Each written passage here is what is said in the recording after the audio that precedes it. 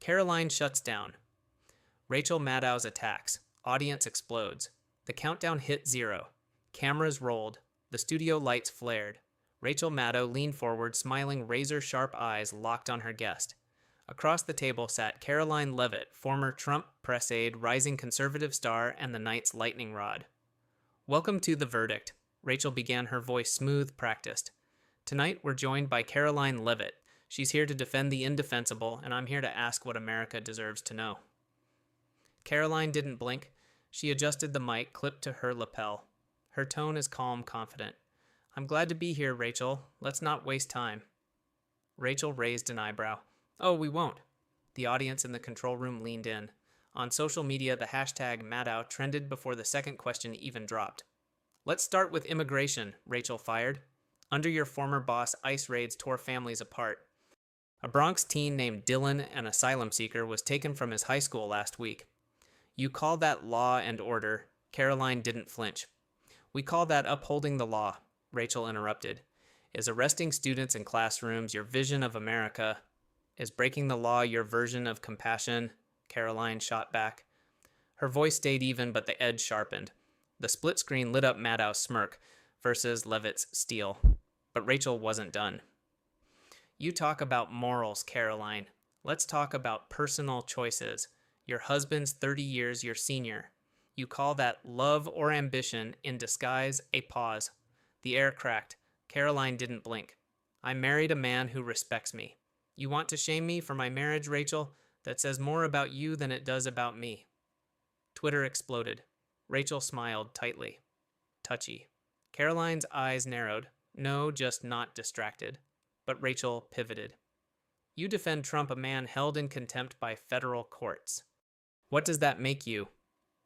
A citizen who respects executive authority, unlike you who treat judicial rulings as gospel only when convenient. Rachel leaned in. So you support kidnapping charges against immigration officers because that's what Judge Boasberg is building. Karoline nodded. No one's above the law, but enforcing immigration isn't kidnapping, it's enforcement. Period. The camera panned slowly across Karoline's face. Her expression didn't flinch. Behind the scenes, MSNBC producers whispered this wasn't going how they thought. Rachel flipped to another screen. Here's Carol, Missouri waitress, Trump country. ICE took her too. Your base is turning. Karoline looked. The image showed Carol's diner closed on a Tuesday. Staff wore shirts that said, "Bring Carol home." For the first time, Karoline paused. Her voice dropped just slightly. Carol deserves due process. No one celebrates that. But broken laws have consequences. Rachel saw the crack. She pounced. Except when it's your side breaking them right, you defend Trump's contempt. His gag orders his flights to deport kids in defiance of court rulings. Karoline straightened her back. And you defend judges who ignore the Constitution to play politics in robes. That's not justice. That's theater. Silence. Rachel smiled again, but this time it didn't reach her eyes. So that's the hill you'll die on, defending cruelty with code words? Karoline leaned forward. Cruelty is what you call borders. What I call them is sovereignty. And what you do is twist pain into spectacle. You don't want solutions, Rachel. You want TV. The studio went still. Part 1 ended not with applause, but with tension. Audible, electric. And it was only just beginning. The break ended. The studio didn't cool. If anything, it got hotter. Rachel leaned in, arms crossed. We're back. Karoline Leavitt, former Trump aide, current apologist for the most aggressive deportation machine in modern American history. Karoline gave a slight nod. Apologist, I prefer truth tellers. You can label it how you want, Rachel, but facts don't change because you frown at them. Rachel blinked, smiled thinly. Dylan's in detention. Carol's in a holding center. Families are shattered. That's true. That's law. Karoline snapped, voice steady. And no one is celebrating it. But a country without borders is a country without sovereignty. We can't have both. Spoken like someone who's never had to choose between a bus ride to ICE or a math test. Rachel shot back. Karoline leaned in. Spoken like someone who's never seen what happens when we stop enforcing the rules. Drugs, gangs, human trafficking. Rachel cut in. Let me guess. The border is under siege. That line again, Karoline's eyes narrowed, because it's still true. The numbers speak for themselves. A graphic flashed behind them. Over 1.6 million undocumented crossings in a year. Rachel looked but didn't flinch. And what's your solution? Mass raids, arrest teenagers in classrooms, haul mothers out of diners. I want a system that works. Karoline replied, right now we don't have one, and you people like you are more interested in headlines than fixes. Rachel raised a brow. And what about your headlines? You're not just here defending policy. You're building a brand, the young, fierce, unfiltered conservative, married to a man twice your age, funded by billionaire super PACs, shouting about the Constitution while ignoring contempt of court. Karoline didn't blink. So, we're back to my marriage. I think it speaks volumes, Rachel said. No, you do, Karoline shot back. You think it's some punchline. But what it is, Rachel is stable, respectful, and none of your business. Silence. Karoline continued. You want to discredit me with gossip because you can't out-argue me on facts. Rachel smiled, slightly rattled. I don't need gossip. I have footage. Let's talk about Trump's defiance of Judge Boasberg's ruling. A clip rolled behind them planes, taking off despite court injunctions. Rachel turned back. You were in the press office when this happened. Trump ignored a federal judge. You stood by it. I stood by the rule of law, Karoline replied. The court issued a ruling. Our legal team contested it. That's how the system works. You deported families in defiance of that ruling, Rachel snapped, and Biden let 5 million walk in. Karoline shot back. What's your point? That chaos is only bad when it wears a red tie. Rachel changed gears. Let's talk about Carol. Your team says her story is tragic but legally consistent. She worked here for 20 years, no criminal record, 2 citizen children, and no visa. Karoline said, I don't make the laws. I just refuse to ignore them. Rachel jabbed the air. But you defend a man who broke them repeatedly. You mean Joe Biden, Karoline asked, smiling faintly. Rachel's eyes narrowed. I mean Trump. 34 charges, 3 indictments, 1 contempt ruling. None of which stopped him from leading in the polls, Karoline replied. So popularity is justice now, Rachel said. No, Karoline replied. But hypocrisy isn't either. Pause. They stared. Rachel flipped to another screen. Let's check in on Kennett, Missouri. Footage of Carol Day, diners packed into booths, donation jars overflowing. Rachel said Trump country, but not Trump's silence. These people are speaking. Loudly. Karoline studied the footage. Yes, and what are they asking for? Mercy? Not open borders. Due process, not anarchy. You sure? Rachel asked, because some of those signs say shut down ICE. Karoline nodded. That's the power of fear. When the left weaponizes emotion, people panic. They want to believe there's a villain to stop. And ICE isn't a villain, Rachel asked. They're Americans doing their jobs. Karoline answered. Are there excesses? Yes. But the solution isn't abolition. It's reform. Reform from a party that wants to deport 1 million people this year, Rachel said, voice cold. Karoline didn't budge. Because our immigration system is a lie right now. Broken. Exploited. People aren't crossing for asylum. They're crossing because they know no one will stop them. Rachel folded her arms. And you want to be the one who does. Karoline nodded. If I have to be.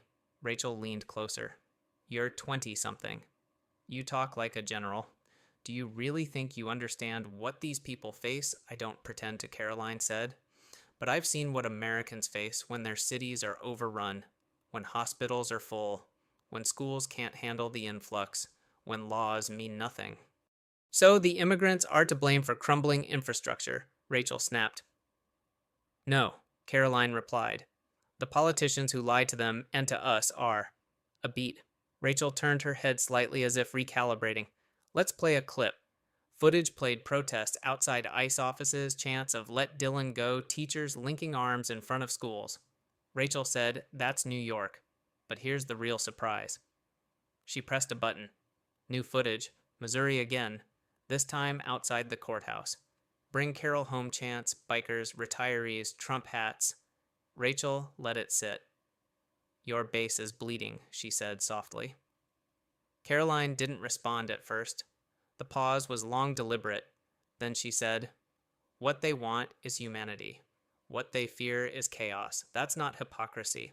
That's America torn between law and heart. Rachel stared. And where do you stand? Karoline looked directly at her. In the middle, where law has to live. And where compassion has to show up not just on camera. Silence again. Rachel sat back. Bold words for someone defending the boldest administration in memory. Karoline nodded. And I'll keep defending it, because this isn't about optics. It's about the truth. Ugly, hard, complicated truth. The studio was quiet, not because no one cared, but because everyone did. Rachel tapped her pen against the desk. The smile she wore wasn't joy, it was control. Karoline, let's get one thing straight, she said. You speak of compassion, but what you're defending is institutional cruelty. Karoline folded her hands calmly. And you're confusing the word compassion with an open-door policy that collapses entire systems. That's not empathy. It's chaos dressed up in virtue. Rachel didn't flinch. Tell that to Dylan's mother. Karoline's voice dropped a notch. I would. I'd tell her that we need a system where Dylan can be protected, processed properly, not used as a prop for TV moments or bypassed through loopholes. Rachel raised her eyebrows. TV moments, huh? From the woman who's been on every cable network defending Trump's deportation blitz, I was defending policies that applied the law, Karoline snapped. Not rewriting it on air. Rachel leaned in again. Then let's talk about law. Judge Hannah Dugan arrested under your team's influence for interfering with a deportation. You're pushing legal boundaries into political revenge. No, Karoline replied sharply. We're pushing for accountability. If a judge breaks the law, wears a robe or not, she answers for it. So judges now work for the White House? Karoline smirked. No, they work for the Constitution. You should read it sometime. The studio hushed. Tell me, Karoline, Rachel said, fingers steepled. Do you lose sleep when families are torn apart? Or is that just Monday stats to you? I lose sleep over the lies told to those families, Karoline said. Promises that if they come, they'll be safe. That's the betrayal. Betrayal, Rachel repeated. You're deporting children. And Biden's team is trafficking confusion, Karoline countered. They've turned border policy into a roulette wheel. That's not a sanctuary, that's exploitation. Rachel sat back. So now you're the voice of immigrant safety? I'm the voice of reality, Karoline said coldly. You don't help people by inviting them into a fire. The control room lit up with chatter. Producers watched the viewer count spike. Let's shift, Rachel said. To your sudden rise. You've become a conservative poster girl. Young, telegenic, loud, controversial. But how much of that is real and how much is just theater? Karoline's smile was tight. Are you asking if I believe what I say or if I'm just good at saying it? Rachel didn't answer. Karoline leaned in. I believe it. Every word. I believe we're letting America dissolve under the weight of cowardice and performance politics. And if my face makes people listen, then great. But the substance is what matters. Rachel narrowed her eyes. So you're not just a headline chaser, no more than you. Karoline shot back. Silence? Then Rachel cracked her knuckles and dropped a fresh line of attack. Let's revisit your marriage because you never really answered. Karoline's jaw stiffened. I did. You just didn't like the answer, Rachel pressed.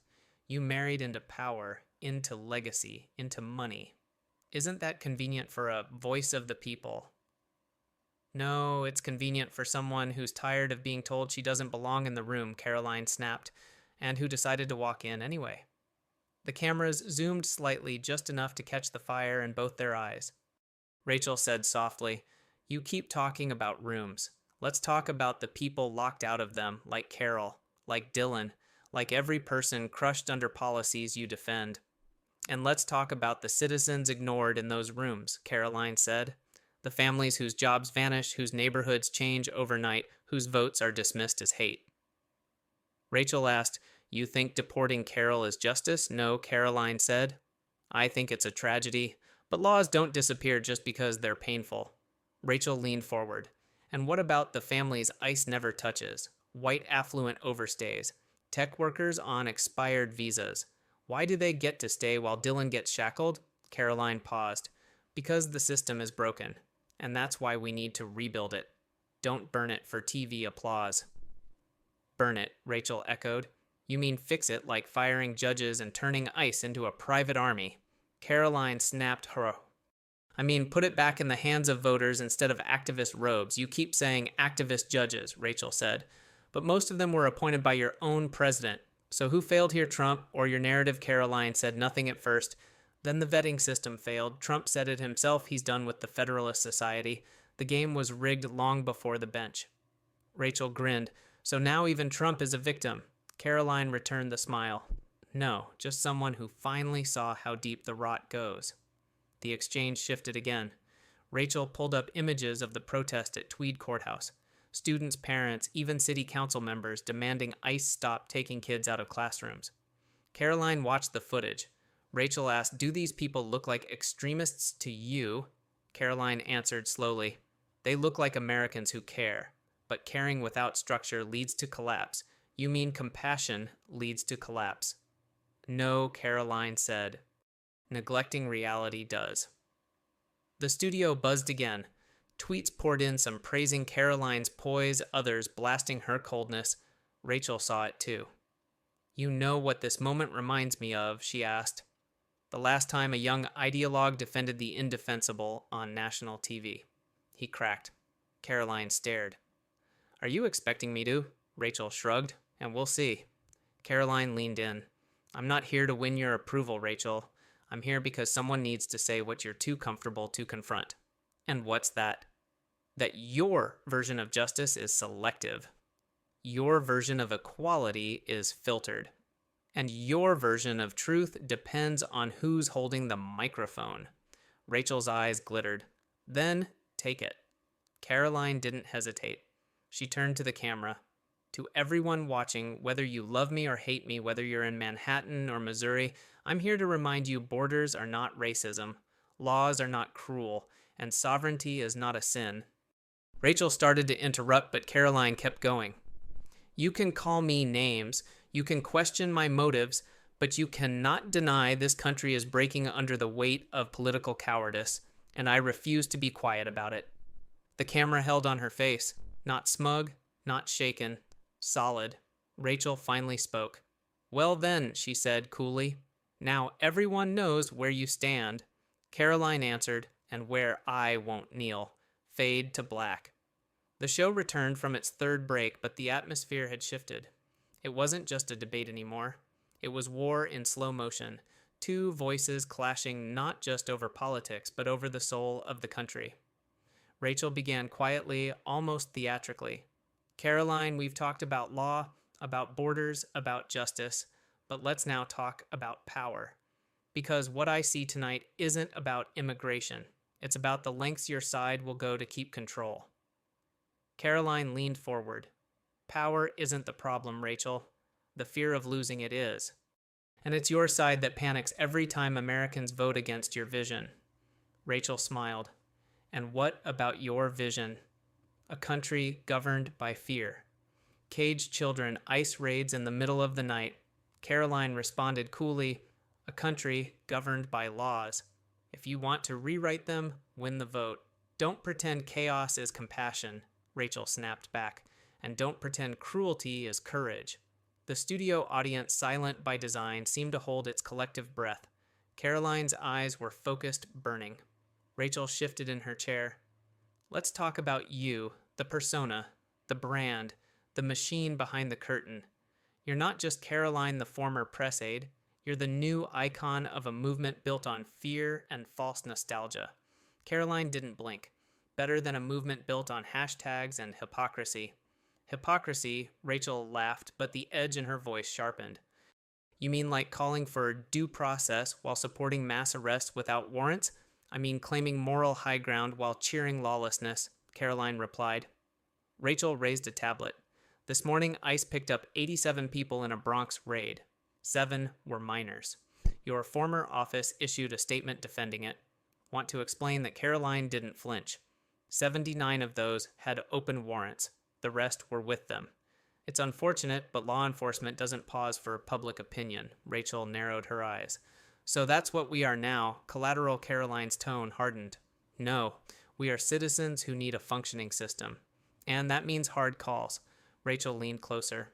And what about Dylan still in ICE custody? Still no court date, still a kid, and still in the country illegally, Karoline replied. Again, broken system, not broken enforcers. Rachel shifted to a new angle. Let's talk about judges. You mentioned Trump would never again trust the Federalist Society. So, who chooses your next batch of judges, political loyalists? TV lawyers, Karoline replied, people who don't see the bench as a political prize. People who follow the Constitution, not the Twitter crowd. Rachel raised an eyebrow. Is that why you cheered when Judge Dugan was indicted? Karoline didn't miss a beat. I cheered when the law was respected regardless of who wore the robe. Rachel dropped her voice. You keep talking about respect, Karoline. But what about dignity? What about kids being dragged off buses, parents deported while their toddlers cry at daycare? Karoline's voice lowered too. What about Americans murdered by gang members who crossed twice? What about border towns overwhelmed with fentanyl? Why don't those stories get your sympathy reels? Rachel countered. Because they're the exception, not the rule. Karoline snapped back. Tell that to the families burying their dead. For a moment, the tension was so thick it dulled the studio lights. Then Rachel struck again. You're playing moral math, Karoline. A human ledger of acceptable tragedy. No, Karoline replied. I'm demanding balance. You want a conversation that only cries in one direction. Rachel brought up another clip, this one from Kennett, Missouri. Carol's children crying as ICE agents took her away. Her co-workers were yelling after the van. Rachel looked over. You sure your side's still winning the Heartland? Karoline watched the footage. Then she said quietly, we never stopped fighting for it. Rachel turned. Even as it slips away, Karoline replied, especially then. Another pause. Then Rachel turned to the camera. Let's remind our viewers. 1 million deportations are projected this year, 3 times Obama's highest annual number. 25,000 children were in ICE custody last month, and Karoline Leavitt sits here smiling. Karoline turned her head toward the lens too. I sit here because someone has to say the hard things, because the truth isn't always gentle, and because pretending kindness means inaction is a lie that's hurting everyone. Rachel added, but you defend the man at the center of it all. Trump. The man in contempt. The man who told DHS to ignore rulings. The man whose policy you pushed and who won more legal victories than any conservative president in our lifetime, Karoline said. Your side just hated that he didn't ask permission. Rachel closed her tablet. Let me ask you one last question, Karoline, and answer it straight, not with slogans. Karoline nodded. If ICE came for Carol again, if her children stood screaming in front of a church, would you still say, that's the law? Karoline took a breath. I would say this no law should be enforced without a heart, but no nation survives if heart replaces law. Silence. Rachel didn't follow up. For once, there was no need. The camera pulled wide. The credits rolled softly. In the studio, the air was still tense. No cheers, no music. 2 women, 2 worldviews, 2 Americas, each unwilling to blink. And neither is going anywhere. The screen faded back in from black. But something had shifted. The tension from earlier had fermented into something deeper fatigue laced with fury. Rachel stared across the table, her expression more resolute than before. Karoline, before we go further, let's be clear. Tonight is no longer about sides. It's about the truth, and whether your movement can still recognize it. Karoline nodded slowly. I agree. Let's speak the truth, and stop mistaking noise for moral clarity. Rachel lifted a sheet of paper. Let's begin with this. A leaked ICE memo outlining increased night raids in sympathetic jurisdictions, liberal cities, sanctuary zones. Your people didn't just enforce the law. They escalated it, targeting places you knew would provoke outrage. Karoline didn't deny it. Because those cities openly defied federal immigration law. You can't cry foul when you pick the fight. Rachel leaned forward. Do you hear yourself? That logic justifies anything. So what's next? Punish schools that won't report undocumented students? Karoline replied flatly. It's not punishment, it's parity. Every city doesn't get to rewrite national policy because they don't like who's in charge. Rachel tapped the desk. That memo mentions arrest quotas, family arrests. You're hunting people for optics? No, Karoline snapped. We're restoring order in places where it's collapsing. If you think that's evil, you've confused anarchy with mercy. Rachel's eyes narrowed. You know what people are calling you now, right? The architect of Operation Silence, that's what they're calling this. A campaign of intimidation against both immigrants and dissenters. Karoline didn't blink, and I wear it with pride. Because I'd rather be accused of over-enforcing than under-protecting. Rachel let the silence stretch. Then she pulled up a video this one of a protester being dragged away by DHS agents in front of a courthouse. This is what you're proud of, Rachel asked. Because to the rest of the country, that looks like fascism. Karoline answered coolly, it looks like consequences. The air in the studio grew colder. Even the crew shifted uncomfortably. Rachel changed tack. Let's talk about your political ambitions. Rumors are everywhere. Senate run, maybe even VP consideration. This entire campaign of yours, it's not about safety. It's about the spotlight. Karoline didn't smile. You mean the spotlight you're handing me right now? Funny how that works. Rachel shook her head. Don't dodge it. You're using fear as a launch pad, and you're using outrage as a brand, Karoline said. We both know how the game works, Rachel. But one of us still believes in borders. Rachel's tone dropped. You don't believe in borders. You believe in walls. Real ones, legal ones, emotional ones, Karoline replied. And you believe in pretending they don't matter until they collapse. Rachel pulled another report, this one from ICE's internal watchdog. Let's talk about conditions. These facilities you defend torn blankets, cold meals, sick kids without medical care. Karoline interrupted. And what about the overwhelmed officers? The staff doing 12-hour shifts with no backup? Are they monsters? 2, Rachel raised her voice slightly. No, but your policies turned them into jailers. Karoline matched her tone. Your policies turned America into a bait sign for cartels. Pick your poison. The clash was relentless now. Both women dug deeper. Rachel displayed another screen polling data showing rising disapproval of ICE tactics across conservative suburbs. Even your base is blinking, she said. People don't want what you're selling anymore. Karoline shot back. They don't want what you're selling either. That's why you need 3 filters to call it compassion, and still can't get a majority. Rachel paused, then took a risk. Let's get personal.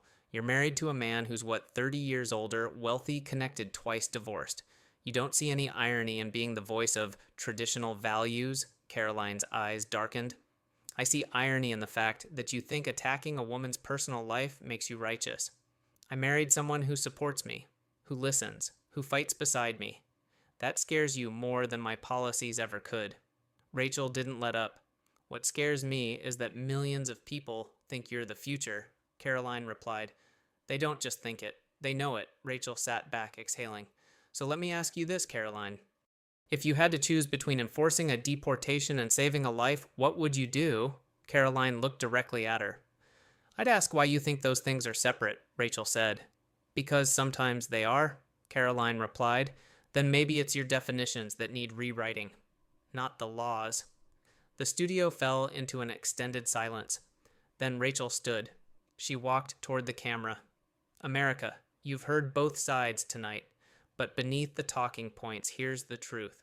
We are a nation divided not by party lines, but by moral vision. One side sees law as a blade, the other as a shield. The question isn't which one Karoline believes in, it's which one you do. She turned and walked off. Karoline stayed seated. She faced the camera. And here's mine. A nation without law is a battlefield, and a battlefield without clarity is a graveyard. Choose wisely. The camera faded to black. No credits, just silence.